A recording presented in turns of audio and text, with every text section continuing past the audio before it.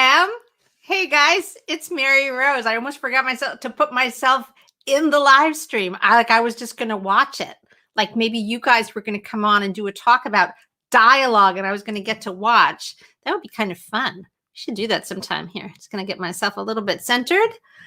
It's so great to see you all here on a Wednesday, 1 p.m. Pacific. I'm Mary Rose Wood. This is when I go live on my YouTube channel and in the Path of the Storyteller Facebook group to talk about story structure, writing craft, to answer your questions about writing, and hopefully elevate the experience of approaching this complicated and very important practice of telling stories and performing a service for our readers, which is ultimately what we're here to do.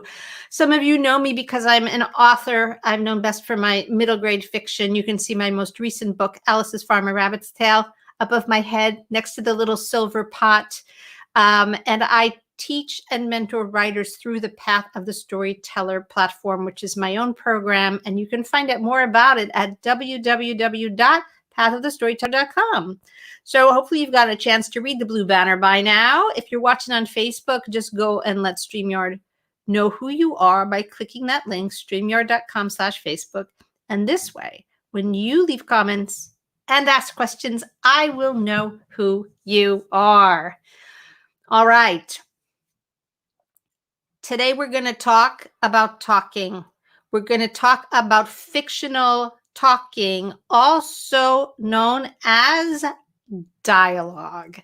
And dialogue is one of those topics that it should be pretty significant to all of you. And we're going to talk about why to be a good storyteller, to write good fiction, requires us to be good at a lot of different things, but it absolutely requires us to have a strategy for how to approach dialogue in our work. So today I'm going to talk about a bunch of things.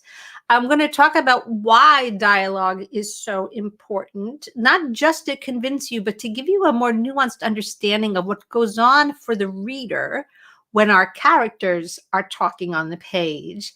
And I want to tell you what not to do with dialogue and what you should be focusing on anytime you feel the urge to put words on the page that are in quotes.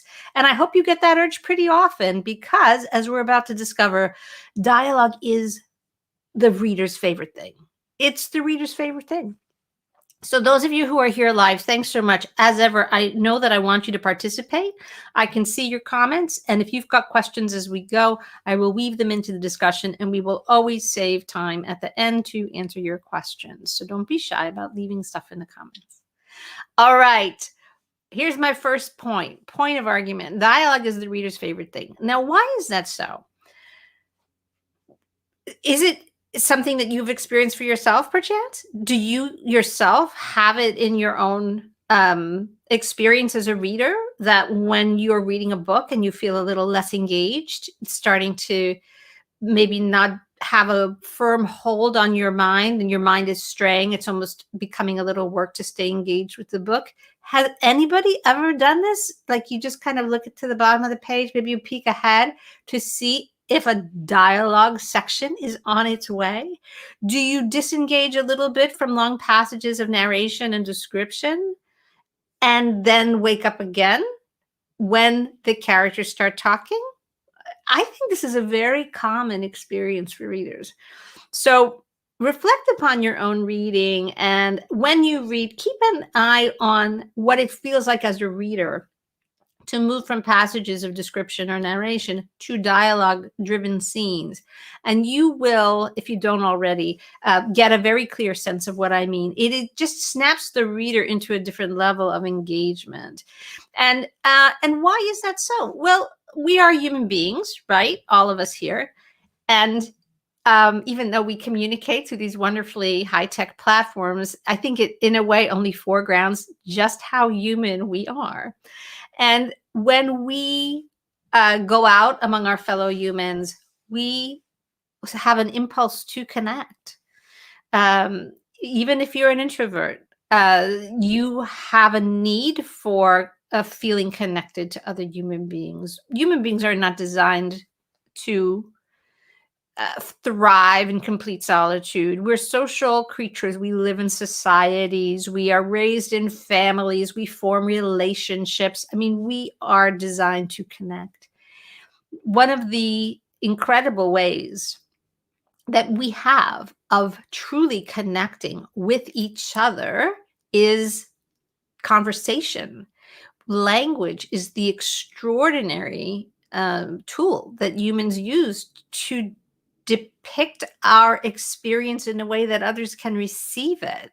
This is true as writers naturally, but it's true in our everyday lives. We use conversation, we use language, we use the exchange of dialogue with the people in our lives to connect, to see them, to understand them, to feel seen, and to feel connected with.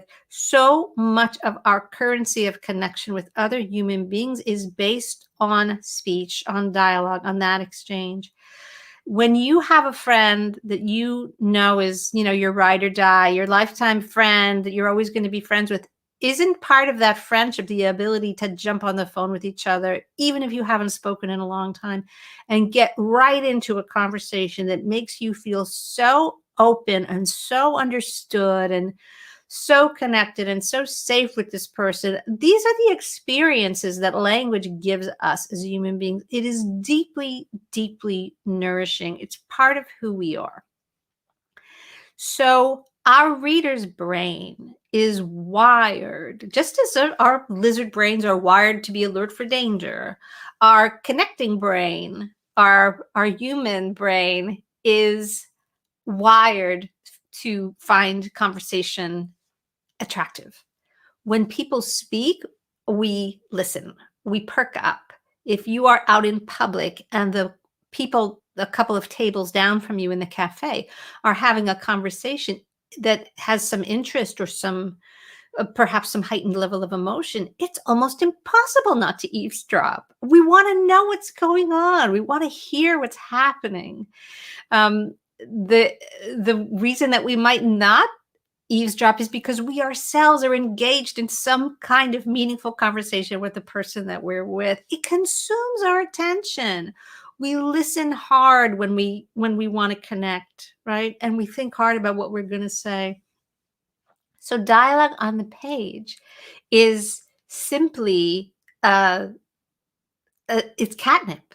It's absolute catnip to the reader's brain. When they see it, they have that same reaction. What are they saying? What's happening? Right? Is someone talking to me? I should listen. It just elevates the attention.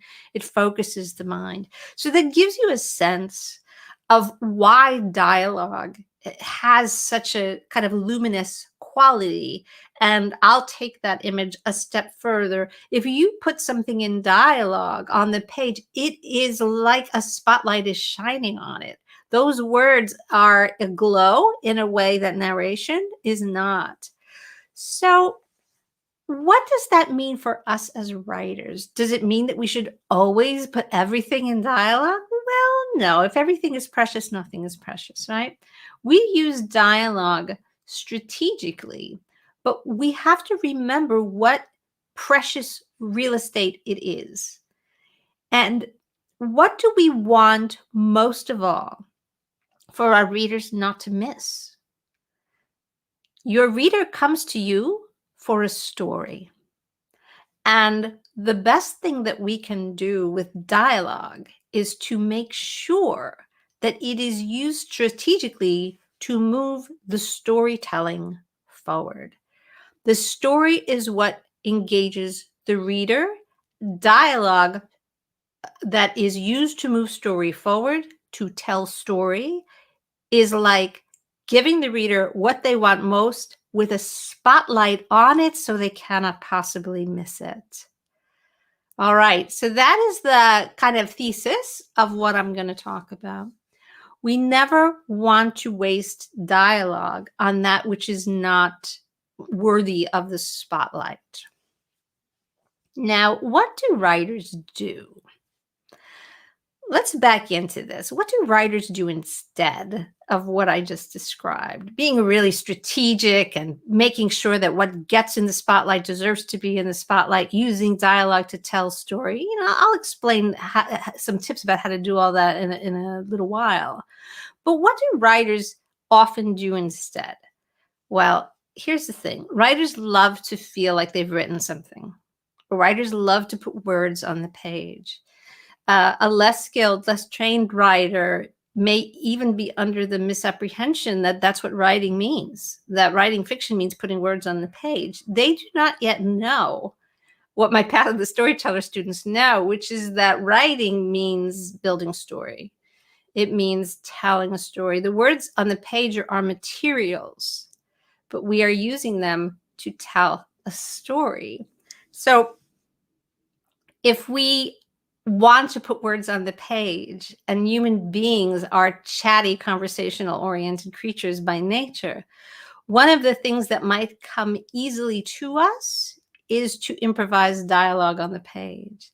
We sit down, we don't perhaps know what to write. We want to write something. We want to write a lot. We want to feel like, oh, I wrote 3 pages today. That'll make me feel good. And the quick shortcut way to do that is to just let your characters babble on. Just as in life, people do, sometimes speak to excess, and because we like it so much. And so the constant babbling of characters, the banter, if you will, of characters who are just talking because the writer wants to get some work done and wants to say, look, I wrote 4 pages today. Our drafts, if that rings a bell with you, our drafts are going to be full of pages of characters talking that is not storytelling. And we have to learn this about ourselves. We have to recognize that we might have the tendency to generate pages of dialogue that are actually not connected to the structure of our storytelling. So some of the red flags that might come up for us if we tend to do this is just anything that falls under the heading of chitchat. You know what chitchat is. You come over to me and you say, hey, how you doing? I say, I'm good. How are you? And you say, not bad. Things are all right. How do you like this weather? And I'll say, it's not so bad. I kind of like it when it's cloudy in the morning. This will come out later. I mean, we could literally spend 10 minutes on this kind of stuff. Is any of that worth binding between hardcovers? Is it? It's not. That's chit chat. Okay. In life, we use chit chat as part of that dance of connection. That's like the throat clearing, the warming up. It would be rude or feel rude to many of us in real life to walk up to someone and dive into the meat of a conversation without some kind of little dance of preamble and feeling comfortable and, doing that stuff. So we don't, we chit chat, we wrap it in bubble wrap. There should not be that much chit chat on the page of well-written fiction. It does not take as much time for fictional characters to get to the meat of what they have to say as it does in real life, because the dialogue on the page is not real life. It is artifice. You've heard me talk about this before. What we're creating is highly artificial. It may have a tremendous verisimilitude. It may feel like a replica of real life. It may be realistic fiction with relatable characters, but it is so different from real life because the writer has chosen what to put in the frame and, more importantly, what to leave out.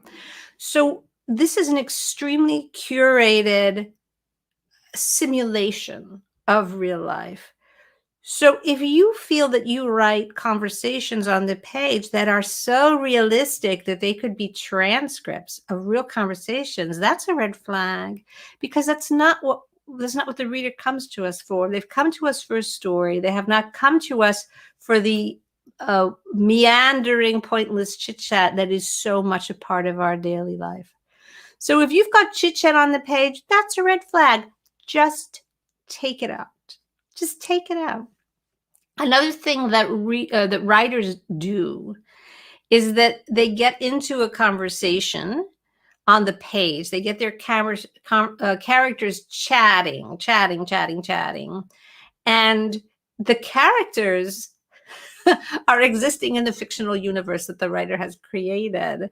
And so the characters have not theoretically read the book. They are existing within this fictional world.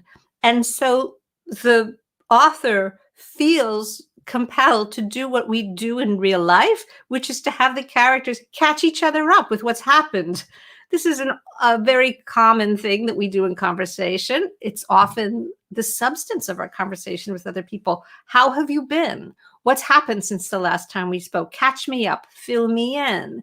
These are lovely things to happen in conversation. It's how we, stay up to date, current with our loved ones. We want to know what's going on in their lives. But your characters don't need to do this with each other if the reader already knows what's happened. And so the impulse, the real life impulse to have them catch each other up is usually, it's not necessary to include that in dialogue. So don't be rehashing what is already known. Okay, so now if I rule out chit chat, the chit chat of real life, and I rule out the rehashing of what is already known to the reader, what is left? What is dialogue supposed to do? You've heard me say it tells story. Yeah. What does it mean to tell story? We've got a hero in a well-structured narrative who has an objective. They are on a mission. And every scene of your tale is a depiction of the hero in pursuit of that goal.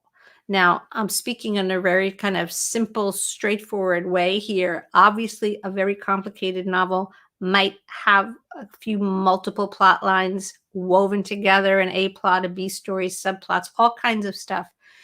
But this, what I'm saying, actually applies to all of them. And I'm just going to talk about the main through line right now. And honestly, many books, probably most of the books that you read and most of the books that endure over time, really do focus on a single protagonist, on a single clearly defined mission, a single adventure of transformation. And so your hero is moving the story forward. They are driving the bus of story forward. They are not the passive recipient.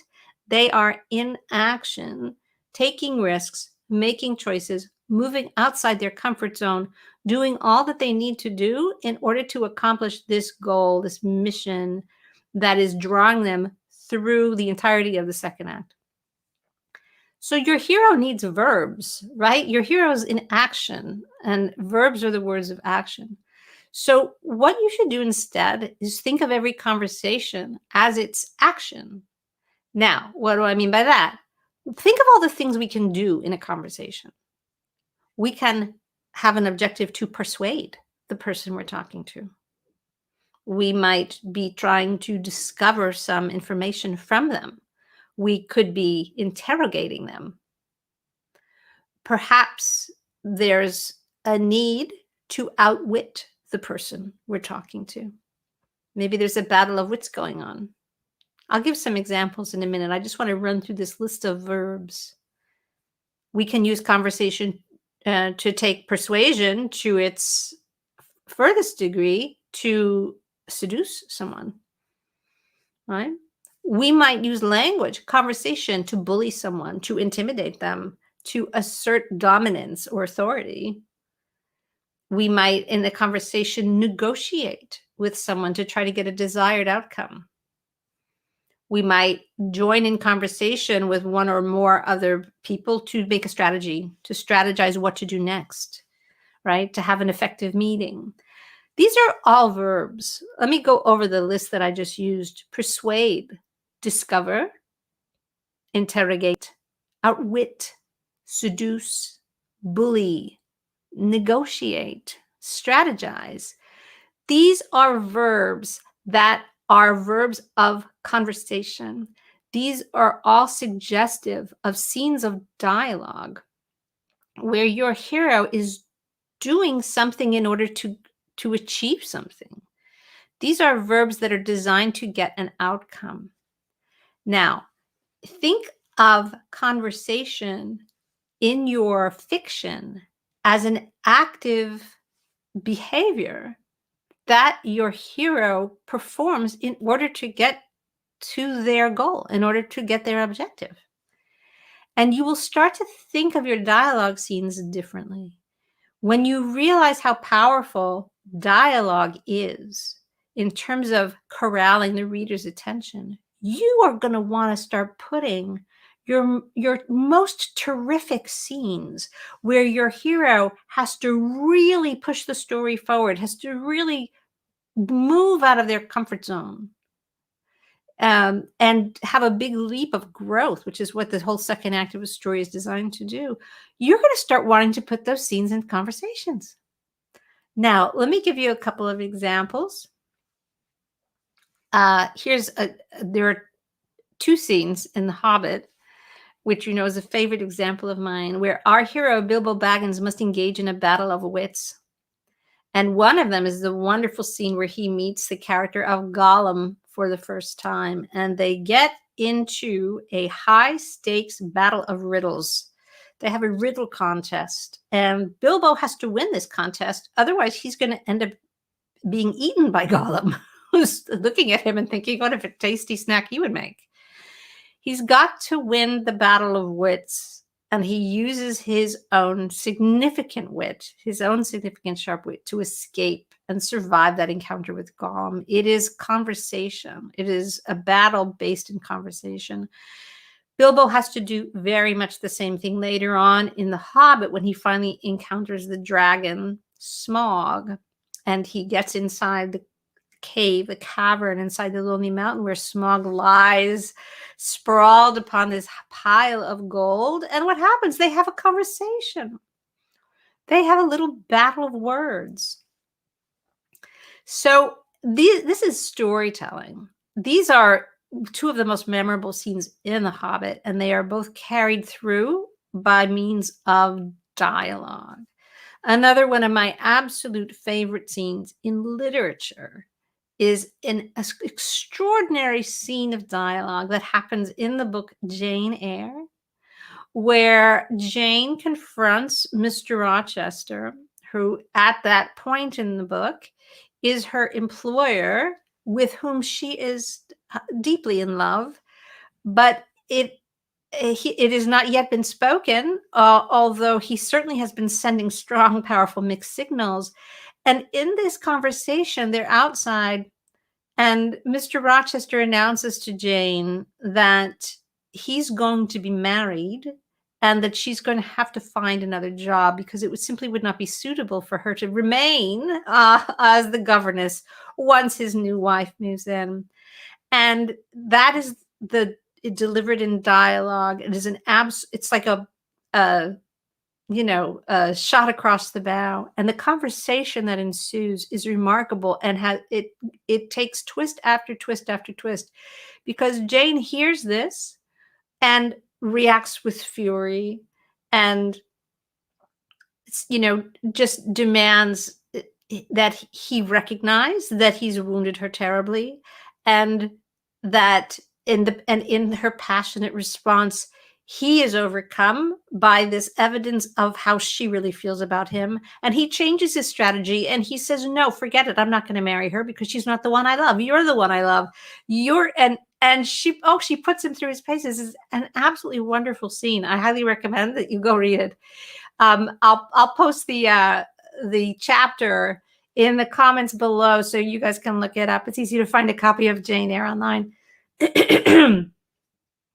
This is an incredible turning point in the plot that is completely delivered through incredible dialogue. And it's not just a conversation that goes in one direction. It's a conversation that he has the upper hand, then she has the upper hand, then they change the terms of engagement. Now he's arguing one thing and she's arguing the opposite, and then it shifts again, and he promises her what she wants him to promise her, and she says, I don't believe you. You got to prove it to me. It's a wonderful writing. It's such an incredible scene. It moves the story forward. It's a huge pivot point in the plot of the book, and it is completely delivered through dialogue. So those are some examples of scenes that are driven by the hero applying verb after verb after verb to what is being said. Every line has a purpose. It is a strategy. One useful image to bring to bear when you look at a conversation on the page is to really think of it as a chess game, because your hero is trying to accomplish something, and the tools that they're using are speech, and every line is a move, and then there's a counter move, and then they get to move again. They take in the information of the counter move, and then they move again. They may well change their strategy depending on how the game is going, right? They may move from the list of verbs that I shared. They may move from persuasion to seduction. If that fails, they may negotiate. If that fails, they may bully. If that fails, they may try to outwit, right? This is what happens in a well-structured conversation on the page. The hero keeps trying to get what they want, beat by beat by beat, and they may change strategy depending on the move the other character makes. That's what it means to tell story in dialogue, okay? So I hope that's clear. If you guys have questions, post them in the comments so I can dig in a little deeper. I want to talk about some of the tricky bits, right? Once we start writing dialogue scenes, there are things that are tricky about it, and I want to take a sip of water and then look at some of the pitfalls that writers can fall into.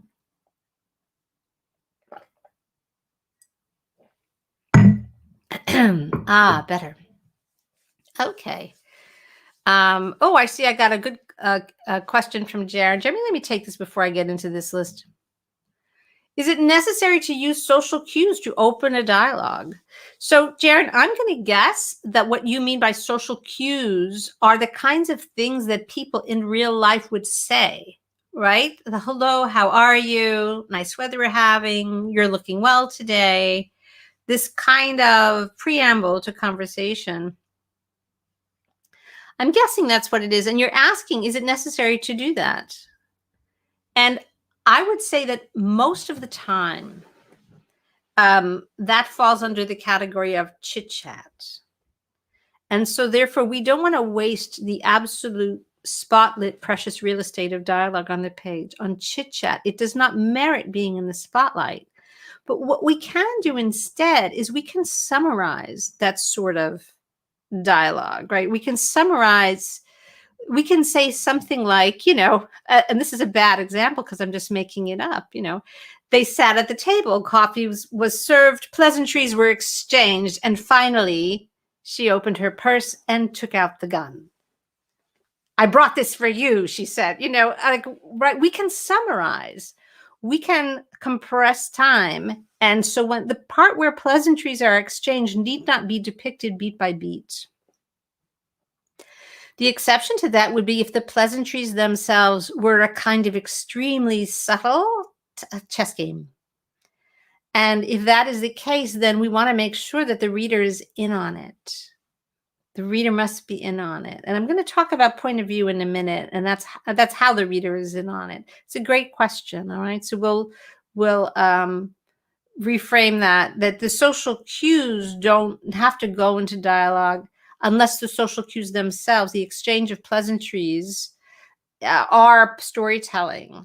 And in that case, the reader needs to be in on it. But otherwise, that can all be summarized or left out. Doesn't actually even need to be there. So I already talked about the fact that dialogue is sort of the illusion of speech. It's not an actual transcript of speech. Speaking as someone who speaks a lot, like in this live stream, off the cuff, I see what it looks like when a transcript is made of what I've said. And as a writer, I have to laugh because I know what writing looks like on the page. And when you see a transcript of spontaneous speech. It's a jumble. It's an absolute jumble. People stop and start, they go back, they lose their train of thought, they start over. There's lots of ums and you knows and yes. We are not here to put a transcript of real speech on the page. That is not good dialogue. All right. Dialogue is the illusion of speech. You're still writing, you're still creating language that is designed for a read experience. So do not try to replicate a transcript of how people actually talk. That's one of the tricky bits about dialogue. Sometimes writers feel like being realistic is the goal, and that is not the goal. You are creating a plausible illusion, a highly crafted simulation of real speech that is actually fiction and storytelling. So, and as the point I made earlier, just so beware of using dialogue in that way just to fill pages. Here's a real tricky bit, and this speaks a little bit to what I was just saying to Jaren. You have to maintain the point of view of your narrative during dialogue scenes. Now, I've done other live stream talks that are focused on point of view, so I'm not going to go super deep into that again today. But let's just say that you're writing in the first person and there's a dialogue scene. Your narrator is, if in a first person narration, your narrator is a character in the scene. And so your narrator can only report on dialogue that they themselves hear. They can't report on the dialogue that happens when they're not in the room. And nor can they interpret the dialogue of others according to knowledge of what the other character's true inner intention is. They can only surmise, but they can't report on the emotional state or motive or intention of the other characters. In a third person point of view, it gets even a little trickier because we are often writing, hopefully, in a close third person point of view. And even in a scene with multiple characters in it, our hero is the hero, our point of view character is the point of view character. And what a less experienced writer will often do in a multi-voice dialogue scene is they'll just sort of back way up and they will abandon all pretense of having a viewpoint character, and they'll just report on the scene as if it were, and I know I've used this image before, as if it were a play on a stage in front of them, and this character says this, and this character says this, and that says this, and the whole thing is sort of shot from this static distance, like you're at the school play with an iPad over your head, just filming it, right, from the back of the auditorium, and the camera never moves. This becomes tedious so quickly because the storytelling becomes very unfocused. What is the scene about? Even a scene with a lot of characters in it presumably is happening for a reason that has to do with the story, with the journey of transformation that your main character is on. What does this scene mean to the main character? Why is it in the book to begin with? Chances are you are going to have to incorporate your main character's close point of view periodically to maintain a sense that we're even in this scene because of how it affects their journey. Is this helping them toward their goal, or is it an obstacle that they have to overcome? So maintaining a disciplined point of view in a dialogue scene is something we really have to strategize. We have a whole deep lesson on this in my Path of the Storyteller training, and my students who are here live, and them are, will know the challenge of writing the dinner party scene while maintaining a single clear point of view is not to be forgotten, but it's something you must do. So maintaining your point of view in a dialogue scene, something to consider. Here's another thing to consider in a dialogue. The characters have voices. We sometimes talk about the voice of a book, and that's a really fascinating thing. But characters in speech have voices. We don't all speak the same way. We don't all use the same type of sentence structure. We don't all use the same type of vocabulary. Some of us crack jokes all the time. Some of us grunt and say little, right? We are all different. We have our own style of speech. The characters in your story are the same. They should be. They should not all sound alike. If you are tempted to write dialogue scenes where you're just putting quote marks around what really wants to be an extended monologue, by you or by the main character, you're busted, because what's going to happen is it just all sounds like the same voice. And that's not how speech is. Speech allows us, in fact, to deepen character simply by demonstrating the way people not only the way they express themselves in a purely linguistic fashion, but what their approach to conversation is. Do they interrupt? Are they long-winded so that other people always have to stop them? Do they say things that are shocking that make everyone else fall silent? Right? We get to display character by showing how they speak, the way they participate in a conversation. Uh, One way to think of this is to remember that speaking is an action. It is behavior. It is behavior just as deciding to pack your suitcase and walk out the door is behavior. If somebody says something, it's behavior. It's going to have an impact. If somebody chooses not to say something, that too is behavior, and it will have an impact. Speech is a thing that we do, right? And so we must think about keeping our characters' way of talking true to them. And that's true not only of our hero, but of every secondary character that we include in our narrative. One thing that that can come up, this is a little tricky bit that writers sometimes slip up on, is in the attempt to keep character voices distinct, the writer will over rely on very superficial traits. And one of the red flag traits is to give characters accents or non-standard speech, and then really make an elaborate show of trying to indicate in these idiosyncratic spellings and punctuation marks with dashes and dots, and really trying to over manipulate how we hear the speech in our head, trying to get the reader to hear it the same way we hear it by almost writing it phonetically. This is counterproductive. What you should really strive to do is to have a sense of how your characters speak, and then just use standard English to indicate the rhythm of it, just by the rhythm of it, by the way this, by what is said.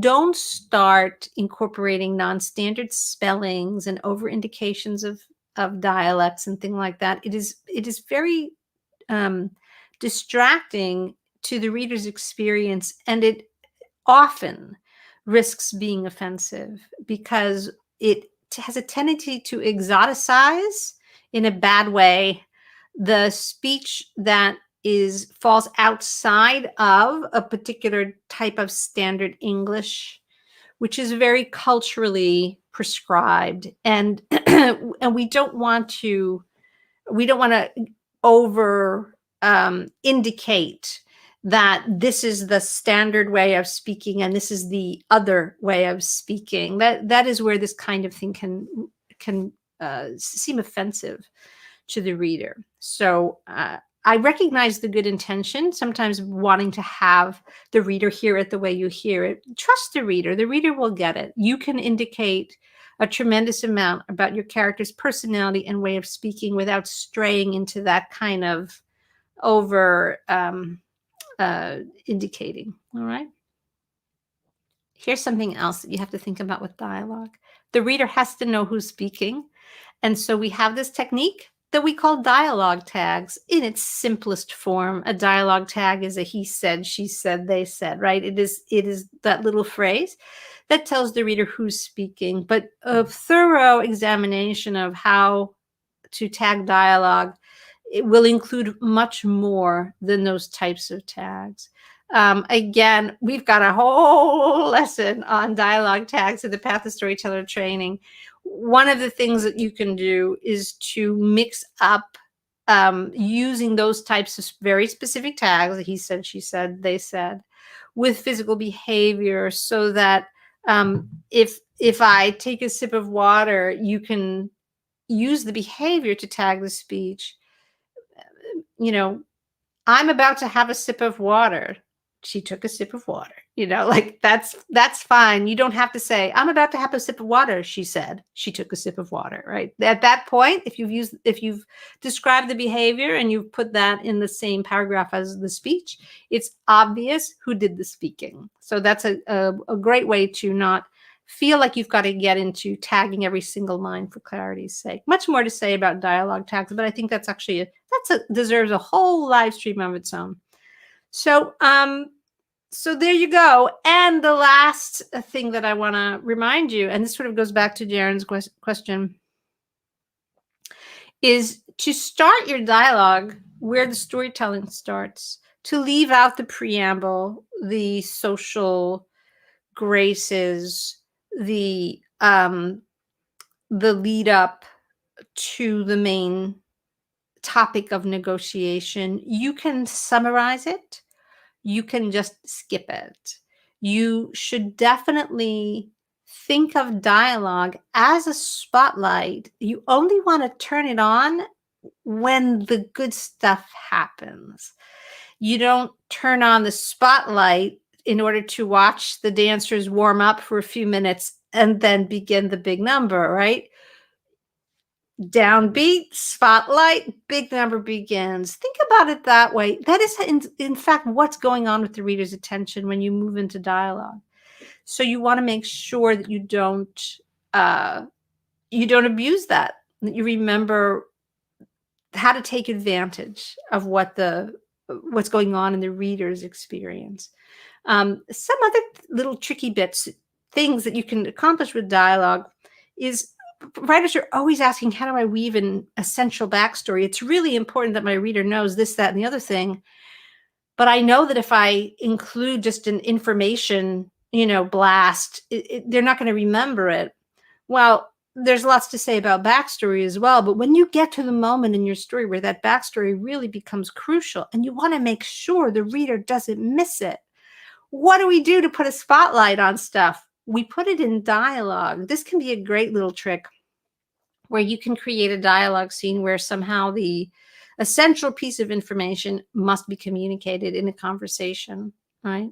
And that will really help the reader recognize that it's important. It merited being put in dialogue. So that's a little bonus thing. So here's my takeaways for today. Dialogue is the most precious real estate on the page. Do not waste it. You wouldn't pay top dollar to buy a gorgeous piece of oceanfront property and then build a mini storage facility on it, right? Don't waste the precious real estate. Put something fantastic there. Shine a spotlight on something that deserves to have a spotlight on it. Basically, use it to tell story. Dialogue should always be considered an action, a behavior. Your hero is trying to accomplish their mission, and the scenes of dialogue can be crucial moments where the hero is thinking in verbs, right? They've got objectives and goals, active objectives and goals throughout the entire dialogue scene. You think of it like a game of chess.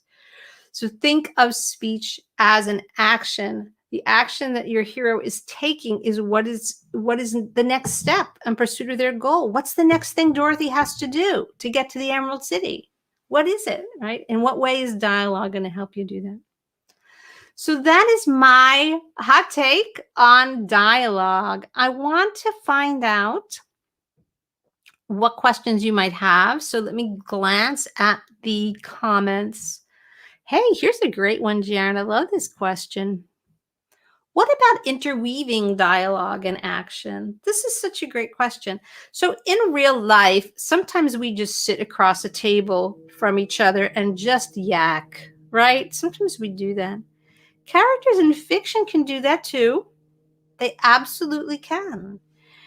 But even if they're not performing physical action, there is dramatic action going on. So that would be the first thing to think about, Jaren, is even if there's not physical action, which I think is what you mean, there's dramatic action going on. There is still a scene happening, and that scene um, is a scene of storytelling. And to me, and if you've been watching these videos, as I know you have been, you know what I mean by this. To me, a scene of storytelling means that it is a stage, an essential stage of the hero's journey. It is a scene in which our hero is receiving an invitation to an adventure. It is a scene in which our hero is refusing the adventure. It's a moment in which there's some outside threshold guardian archetypal energy is coming at them to prevent them from moving in the direction they want to move in. Perhaps it's a scene in which a mentor energy, there's a meeting with a mentor in which the hero's inner obstacles and limiting beliefs are addressed and flipped and transformed so that they can accept the call to adventure. It's a second act test in which our hero starts on this journey and encounters obstacle after obstacle after obstacle. It might be the scene of the ordeal, the scene that we promise our readers. When we design the hero's mission, we make a promise to our reader that at some point before this tale is over, Dorothy is going to be in the Emerald City standing in front of the wizard asking to go home to Kansas. At some point before the end of this story, Meg Murray is going to be standing in front of that disembodied brain called It and trying to get her father back. These are what these stories are about, right? They have very clear through lines.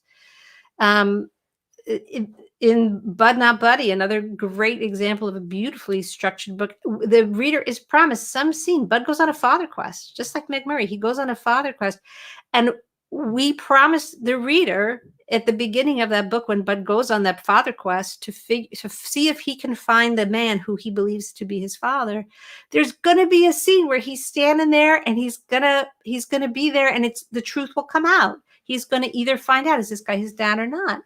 So these are the scenes that we promise, and those are usually located at the very end of the second act. These are the stages of the journey.